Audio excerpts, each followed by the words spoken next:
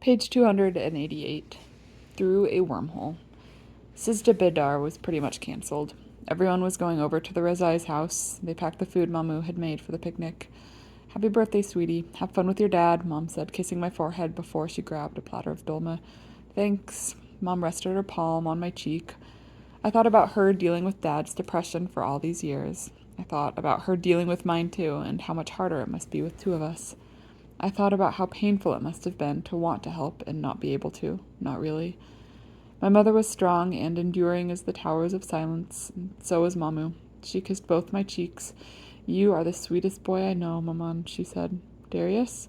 Lala wrapped her arms around my waist. "I'll always be your friend." I knelt down and kissed Lala on the cheek. "I know you will, Lala. I made you some tea for your birthday. It's in the teapot. I didn't even put sugar in it." "Thank you." Lala squeezed me again. She whispered in my ear, "You can add sugar if you want, though." That made me smile. Okay. It was weird walking down the streets of Yazd with my father instead of Sohrab. Weird, but not bad. Dad kept pointing out different doors that he liked or badgirs he thought were particularly impressive, but he didn't stop to draw them. He had left his sketchpad at home. "I want to spend time with you," he explained. I didn't know how to handle all this attention from my father. It seemed we had increased our intermix ratio by a substantial factor, but it was nice. The minarets of the Jama Mosque were even taller than the Badgir of Daladabad Garden. I craned my neck and stared up at them. "Wow, wow," Dad agreed. We crossed the fountained courtyard, staring up at the minarets and the huge pointed archway that towered above us. It felt like being swallowed by an enormous celestial beast. Dad was speechless. I knew without him saying it aloud that he was in love with the place. The halls and chambers were quiet, morning prayers were done, so it was mostly empty except for tourists like us. Our footsteps echoed endlessly. My dress shoes squeaked on the smooth tiles. I had yet to recover my Vans from Sohrab's house, but Mom had promised to bring them back with her. I studied my father as he stared at the tile work on the ceiling, endless geometric patterns that made me think of traveling through a wormhole. Dad's face was relaxed. No smile, no frown. All his walls had come down. Dad had never hidden his depression from me, not really, but I never knew how close I had come to losing him. How hard he fought to stay with us, even if it made him into a Borg drone. I didn't want to lose him, and he didn't want to lose me. He just didn't know how to say it out loud. I think I understood my father better than I ever had before. Mamu made my favorite dish for dinner, zareshk pulao, which is rice mixed with sweetened dried red barberries. Red barberries are small berries that look like rubies, except they have little nipples on them. It sounds weird, but they are delicious. Tiny pouches of sweet, tart happiness. In Iran, birthdays aren't that big a deal. There was no singing or cake. Mom and Dad said they were going to give me my gifts when we got home, but Mamu and Babu gave me a beautiful antique copper teapot. It was hand-beaten and everything, and a pair of cleats. They were the same as Sohrab's, except blue, and sized for my hobbit feet. I still felt terrible about Sohrab, no matter what anyone said. I hugged and kissed my grandparents, and Babu surprised me when he kissed me back on the cheek. He held me by my elbows and looked at me. "Darius," he said, so soft only I could hear him. "Sohrab is hurting right now, but it is not your fault. You are a good friend, Baba, and he is lucky to know you." He let me go and patted me on the cheek. He almost smiled, almost. After dinner and tea and kotab, Mom helped me pack. I didn't need the help, but I knew without her saying it was because she wanted to spend a little time with me. The dancing fan was dancing harder than it had ever danced before. It knew this would be its last performance. I had a basket full of clean laundry next to me, and I handed Mom shirts to fold. She had this cool trick where she got them into perfect squares with the sleeves tucked into the center. She pulled out the Team Melody jersey. It had cleaned up nicely despite me depositing the entire contents of my sinuses on it, not to mention a gallon of stress hormones. That jersey had been my talisman, my Persian camouflage, but now I was going home. I didn't need it anymore. Maybe I had never needed it. Maybe I never should have tried being something I wasn't. I packed the jersey and covered it with my folded boxers to keep it safe, just in case. "Anything else?" I shook my head. "You sad to be going home?" "Not really." Mom looked at me. "I'm going to miss Mamu," I swallowed, "and Babu." Mom smiled when I added that. I think I meant it too. I think I really did. But I understand, sweetie. Thanks. I sat in the kitchen drinking tea with Babu and Lala and reading The Lord of the Rings. I had finished the book, but there were still the appendices. I always read the appendices. Babu was reading too, a green book with gilded pages. The sugar cube tucked in his cheek made his voice sound funny and his cheek puff out like a squirrel's. Lala sat on his lap listening to him read in Farsi or occasionally slurp his tea. Her head kept nodding, but she refused to go to bed. She did not want to go home. She was much more Persian than I was. Darius Jan, Mamu said. She smiled at us from the doorway. She did not want us to go home either. I wished I could take her with me. Sohrab is here. He wants to say goodbye. Red alert. Sohrab waited for me in the doorway, staring at the welcome mat with his hands behind his back. He hadn't set foot inside the house. He looked smaller and flatter than I had ever seen him. He had walls inside him now. I said. He looked up. Hi, he said. Hi. You didn't come over today. I was worried. I wasn't sure if you wanted that. He shuffled his feet. He was wearing the new cleats I had gotten him. They are perfect, he said. My favorite color, you noticed? Yeah. Sohrab dug the toes of his cleats into the doormat and chewed the inside of his cheeks. Things hadn't been this awkward between us since that day in the bathroom when Ali Reza and Hussein had compared my foreskin to religious headgear. Thank you, he said. You're welcome. My ears were on fire. If there had been any weary hobbits around looking for somewhere to melt the one ring of power, they wouldn't have needed a volcano. I'm sorry about your dad, I said. I am so sorry. I couldn't stand how sorry I was. I wanted to reach out for him, to put my hand on his shoulder, to let him excrete stress hormones or scream or do whatever he needed to. But the walls weren't just inside him. They were between us. I didn't know how to breach them. It's not your fault, Sohrab said. I'm sorry for what I said to you. Don't be. No, he shook his head. I was hurting and you were there, and I knew how to make you hurt as bad as me. He still wouldn't look at me. I'm so ashamed, he said. Friends don't do what I did. Friends forgive, I said. I didn't mean it, Darius. What I said, I want you to know. He finally met my eyes. I'm glad you came. You are my best friend, and I never should have treated you that way. He chewed on his lip for a moment. Can you come out for a little while? I glanced back at Dad, sitting on the couch watching soap operas with Lala. He nodded at me. Sure. I followed... page 295, The Cracks of Doom.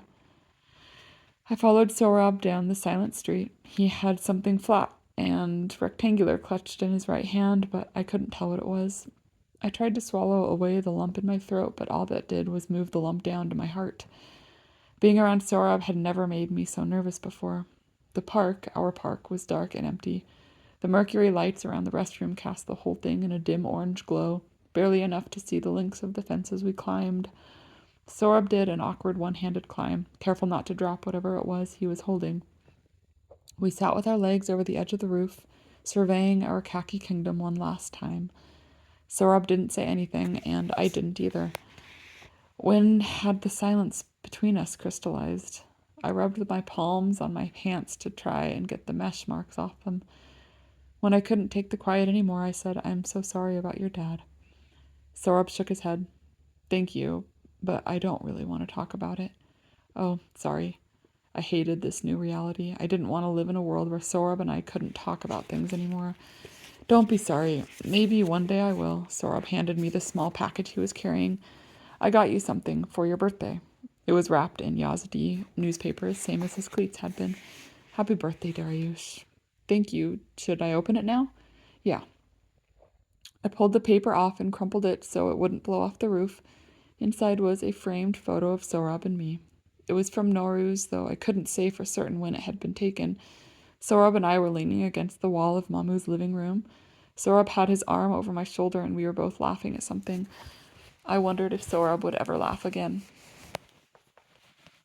Is it okay? It's perfect, I said. Thank you. You're always giving me things. I feel bad. Don't feel bad. I want to. I wiped my eye, a minor containment breach. I never had a friend like you. Me neither, Sohrab said. He squeezed my shoulder. You don't care what anyone thinks, you know? My ears burned. I care what everyone thinks, Sohrab. No, you don't. Not really. You don't try to change yourself. You know who you are. He bumped shoulders with me. I wish I was like that. I always try to be what my mom needs, what my Amu needs, what you need, but you are the opposite. You are happy with who you are. I shook my head. I don't think that's really me. You've never seen what it's like back home, how everyone treats me. They don't know you, Darius. Sorab grabbed my shoulder. I wish you could see yourself the way I see you. I wish you could see yourself too, I swallowed. You're the only person who never wanted me to change. Sorab blinked at me then like he was fighting a containment breach himself. I'm going to miss you, Darius. I'm going to miss you, Sorab. I wish, but I didn't find out what Sorab wished. The azan rang out, piercing the still night. Sorab turned and listened, his eyes fixed on the Jama mosque in the distance. I turned and watched Sorab, the way his eyes lost their focus, the way his jaw finally unclenched. I put my arm over his shoulder and he linked his over mine. And we sat like that together, and the silence was okay again. The house was quiet when we got back, except for Dad and Babu in the kitchen playing rook again. What time do you leave? Early. Mom says we have to leave by 5, which means we'll probably leave by 6. Probably, Sorab agreed. He looked at me and I looked at him. I didn't know how to say goodbye, but then Sorab pulled me in and hugged me. He didn't kiss me on the cheeks like a Persian. He didn't slap my back like a soulless minion of orthodoxy either. He held me, and I held him, and then he sighed and pulled away. He gave me the sad smile, and that was it. Maybe he didn't know how to say goodbye either. I loved Sorab, I really did, and I loved being Darius to him, but it was time to be Darius again. Dai Jamshid came to drive us back to Tehran in the morning. I was showered and ready by 5, so I waited out in the living room. I had finished the appendices of The Lord of the Rings, but I still had some econ reading left. The truth was, I hadn't actually touched it since we'd arrived. Lala wormed her way next to me on the couch. Her silky headscarf was out of place, but it looked cute that way. She was soft and warm against my side as she laid her head on my chest and closed her eyes. I loved my little sister. When I looked at her, I felt the same way as when I stared into the ancient flame of the Atashkada, or when I heard the azan ring out from the city. Dad found us like that, curled up against each other. He mussed my hair, but the joke was on him, because it was still wet from my shower. He dried his hand against his leg. Homework? Just some reading for econ. I'm proud of you for doing it. I wasn't sure what to think of that. Stephen Kellner expressing pride in me, but he was trying to make things better between us. I wanted things to be better too. Thanks. Lala yawned and snuggled against my arm. I could have stayed like that forever. Mamu hugged me goodbye. She kept kissing me on one cheek and then the other, alternating back and forth until my face was hot enough to boil off the tears she left behind. She took my cheeks between her palms. I love you, Maman. I love you too. I'll miss you. Thank you for coming to see us. I loved it, I said. And I had, really. I loved Mamu's hugs and her cooking, her laughter. I loved it when she let me help her with the dishes. I loved it when we sat together and drank tea. I told myself I was going to call her every week on Skype. I told myself I'd always come say hi whenever Mom called. But I knew deep down I was going to fail, because each time I talked to her, I'd have to say goodbye. Now that we were part of each other's lives, our real lives, not our photonic ones, I didn't know if I could survive that. I finally managed to open up the well inside me. I didn't think I could block it again. Mamu turned to wrap Lala in a level 13 hug. I couldn't watch. I slung my Kellner and Newton messenger bag over my shoulders and dragged my suitcase to the door where Babu waited. The creases around his eyes were seismic in the morning light, but they were turned up. Darius Jan, he said, thank you for coming. He took me by the shoulders and kissed me on both cheeks. Take care of your dad. He needs you, okay, Baba? Okay. No one had ever told me Dad needed me, but I wondered if maybe it was true. Maybe Babu saw something I never had. I wasn't sure if he really wanted it, but I reached out and hugged him. His face was scratchy against my cheek. Babu surprised me when he wrapped his arms around me, too. I love you, Babu. I love you, Baba. I will miss you. The worst was watching Mom say goodbye to Babu.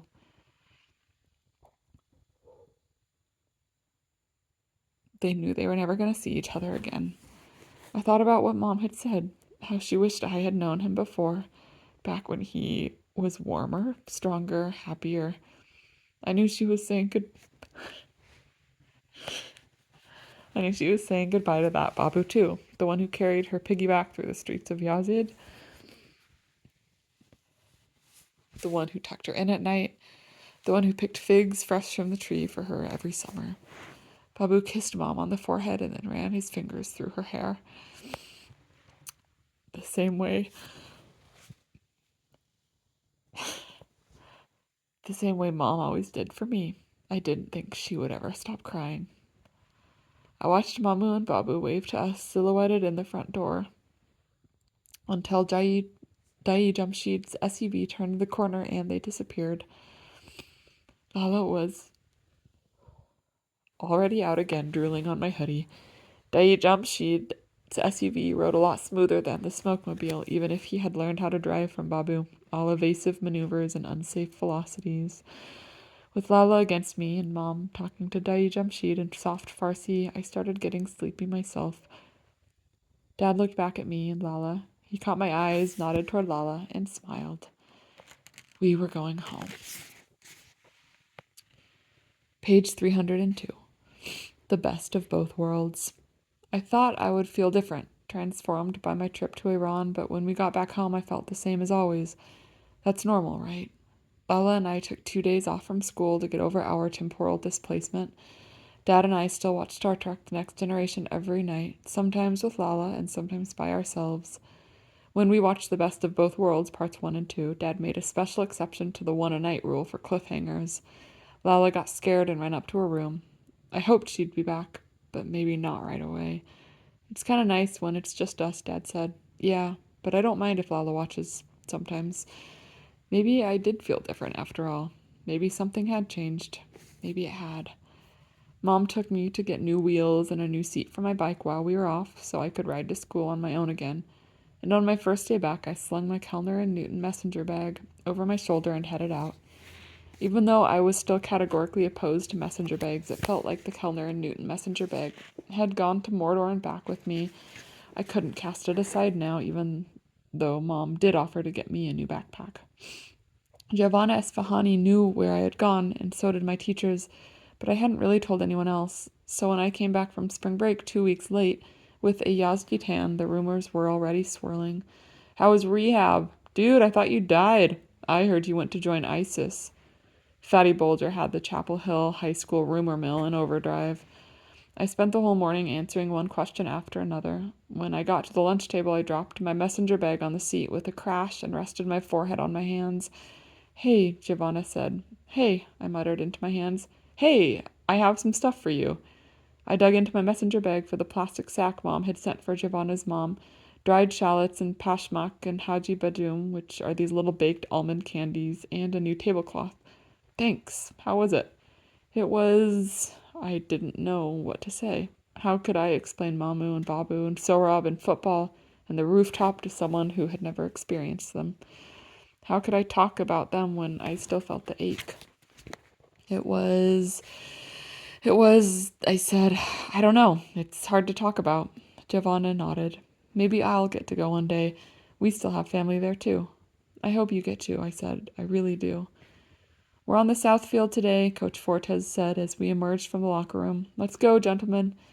The south field was a huge stretch of grass behind the Chapel Hill High School library. It was not technically a field, it was more of a lawn, really, and there was a slight grade to it, but that was where Coach Fortes took us to play football/American soccer. It felt very strange wearing my red Chapel Hill Chargers t-shirt and black swishy shorts instead of my Team Melly jersey. It felt very strange wearing my own tennis shoes instead of Sorab's well-loved cleats or even the new ones Mamu and Babu had gotten me for my birthday. We weren't allowed to wear cleats in physical education. Supposedly it was for safety reasons. It felt very strange playing on a full team with my classmates calling out Darius or Kellner instead of Darius or Ayatollah. I kind of missed that. It was nice to discover I was actually one of the better players in our class, better than Trent Bolger at any rate, who was on the opposing team. I kept blocking him, stealing the ball, and passing it forward again, until he looked ready to burst into flame like an angry Balrog. When we rotated positions and I took a turn at goalie, I knew he would try to get even. He wove around our defenders and tried to sneak a shot to my right, but I knew what he was going to do. I dove for the ball, brushed the grass off my shins, and tossed it back. After dealing with the Iranian, soulless minions of orthodoxy, Trent Bolger and his American ones didn't seem so tough. Nice save, D-breath, he said, but you're used to balls flying at your face. Asshole, Chip said. He ran over to give me a fist bump. He had trimmed his hair over break and pulled it back into a little top knot. I kind of hated how cool it looked. Nice save, Darius. Oh, thanks. Trent glared at Chip, but Chip just shrugged him off and grinned at me. I didn't know what to make of it. Maybe Cyprian Kusamanu wasn't as soulless as I thought. Maybe. Coach Fortes caught me on the way back to the locker room. You were pretty good out there, Kellner. Thanks, I said, but then I stepped in something. It was squishy, and as soon as I smelled it, I knew. Oh, shit. Language, Coach said, but then he turned back and saw me scraping my shoe on the grass. People in the neighborhood let their dogs run through the south field sometimes. Oh, you meant that literally. Sorry, Coach. He snorted and shook his head. Come on, we've got towels inside. I'll write you a tardy slip. Thanks. I guess Coach Fortes was okay as far as coaches went at Chapel Hill High School, even if he was part of the sports ball industrial complex that allowed Fatty Bulger and his soulless minions of orthodoxy to thrive. Go Chargers. Coach said, soccer's pretty big in Iran, huh? Yeah, they call it football, though. You play a lot while you were there? I guess. How come you never tried out for our team? I didn't even know you played. I thought about Coach Henderson. I thought about lack of discipline. I guess I didn't think I was that good. Well, you've got some skill. Why didn't you try out in the fall? My ears burned. I almost told Coach no. Almost. But that's what Darius would have done. Darius would have tried out. I thought about telling Sorab that I had made the team and sending him photos of me in my kit and him squinting and congratulating me. I thought about having fun on the field like I did with him and Asghar and even Ali Reza and Hossein. Maybe I will, I said. Maybe I will. Page 308. Darius the Great. I kind of wished I could shower after physical education. There was something to be said for getting clean and fresh again after a game of football. But guys didn't do that at Chapel Hill High School. Instead, I cleaned off my shoes with the towel Coach Fortes found me, got dressed, and headed to geometry. My throat tightened when I saw Chip Kusumano sitting on the curb by the bike rack after school, twisting the end of his top knot around his index finger with one hand and fiddling with his phone with the other. I checked my bike for any obvious signs of damage, but it seemed fine, and besides, Trent was nowhere to be seen. Chip, I said. Oh, hey, what happened to you after gym? I had to clean my shoes off. Dog shit? Yeah. Chip shook his head. Did you need something? No, just wanted to make sure your bike was okay. I still feel bad about that. Oh, yeah, it's okay now. Good. How was your trip and your grandfather? You knew about that? Yeah. It was good. Really good. Thanks. We unlocked our bikes and walked toward the road. Chip kept glancing at me. Something wrong? No, not really. Chip grinned again, his eyes crinkled up almost like a squint. You just seem different somehow. I shrugged. Maybe you brought some of your ancestor back with you. What? Darius the Great, or Darius. You were named after him, right? I was amazed that Cyprian Cusimano, soulless minion of orthodoxy, maybe, had made that connection. I was amazed he knew the proper pronunciation. I was amazed he never once tried to make a joke about it. Yeah, I mean, I was named after him, but I'm pretty sure we're not related. Well, it's still cool. Chip adjusted the rubber band holding his hair in place. Hey, glad you're back, Darius. Thanks. Cool. See ya. Yeah, see you. Chip followed me the first mile, laughing about the awkwardness of saying goodbye and then not actually parting ways, until he turned right at the Safeway and I kept going straight. I didn't know what to make of his sudden and inexplicable change in attitude. Maybe he was right, and I was different somehow. Maybe I had brought a little bit of Darius the Great back with me. I would have to ask Sorab what he thought. He and I emailed every day. Well, it was more like every other day, given the temporal differential involved in waiting for a reply. Sorab lived half a day into the future, and this is why I hate time travel. That night we ate carry-out from the sushi restaurant around the corner from Dad's office, and then we watched Family, which is the episode where Captain Picard goes home to France to visit his family and recover from being assimilated by the Borg. It was his first time seeing his family in years. Is it just me, or is this really weird timing? Dad laughed. Not just you. Mom sat down on my other side during the opening credits. Dad and I both turned to stare at her. What? I like this episode. It's all on the farm. Vineyard, Dad said. Mom reached across me to swat at Dad's chest. Whatever. Dad caught Mom's hand and kissed her on the palm, which made her laugh. Mom spent the whole show running her fingers through my hair. It was nice sitting there sandwiched between her and Dad. Lala had gotten bored before the teaser was even over. Dad and I watched the ending credits all the way through, and then I got up to make some tea. Grandma and Oma had taken me to Rose City Teas when we got back to celebrate my birthday, and I picked up some new Ceylon Nuora Elia to try. While I steeped the tea, Dad pulled down a pair of cups for us and set them on the kitchen table, and then he sat down and waited for me. We had started doing this most nights after Star Trek. We sat together, and I told him the story of my day. It was our new tradition. I poured his cup and then mine and brought it up to my nose to smell it. Dad copied me. He wrinkled his nose. Lemons? Yeah, and floral notes. He sniffed again and took a sip. Yeah, it's good. Yeah, smooth. We sipped and talked. I was a little nervous to tell Dad what Coach Fortes said, but he surprised me. Stephen Kellner was full of surprises these days. Don't let him pressure you, Dad said, but if you want to do it, we'll all come cheer for you. Okay, maybe. I don't know if I'll have time. I was going to try for an internship at Rose City Teas next year. Paid or unpaid. My ears burned. Unpaid? That's okay. It would be great for you. I stared at my father, Stephen Kellner, the Ubermensch, with his fingers wrapped around a teacup, drinking fine Ceylon tea and telling me it was okay to take a job that didn't pay in a field that was nothing like his own. Really? Really? You love it, right? Yeah. Okay then. We finished off the pot, and while I pulled down our medications, Dad put the kettle on for another round. Something less caffeinated, though. Mom and Lala wandered back in as I set a pot of dragon pearl jasmine on the table. This smells like sabzi, Lala announced. She had elected not to use an ice cube since it was steeped at 180 degrees and not a full boil. It smells like Babu's garden, Mom said. We sat around the table, drinking and laughing and smiling, and then we got kind of quiet. It was a nice kind of quiet, the kind you could wrap yourself up in like a blanket. Dad looked at me. You okay, son? Yeah, Dad, I said. I took a long, slow sip of my tea. I'm great.